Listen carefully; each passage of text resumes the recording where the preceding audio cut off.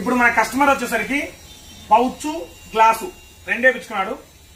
మనకి phone pay చేస్తాడు.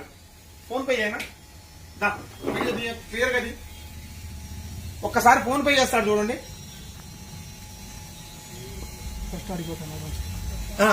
అక్కడ స్కాన్ చేస్తాడు చూడండి.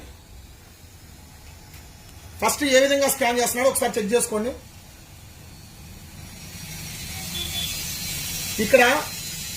ఇక్కడ చూడండి, మెయిన్ ఫోన్ పేలో ఏం పేరు వచ్చిందో మొత్తం చూసుకున్నాడు. ఒక్కసారి చూడు, కింద పెట్టి చేశాను నీట్గా మళ్ళీ కనపడేట్టు. ఎందుకంటే మీరు చూడండి ఒకసారి, బయట ఫ్రాడ్ స్కామ్స్ ఎలా జరుగుతుంది.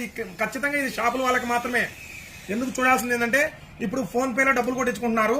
డబ్బులు కొట్టించుకోవడం వల్ల ఎలా ఫ్రాడ్ చేస్తున్నారు అనేది మీకు బయటపడడం కోసం ఈ వీడియో చేస్తున్నా. ఒకసారి దానికి కానీ ఇక్కడ ఒకటి ఫేక్ పే, ఫోన్ పే లాగానే ఉంటుంది.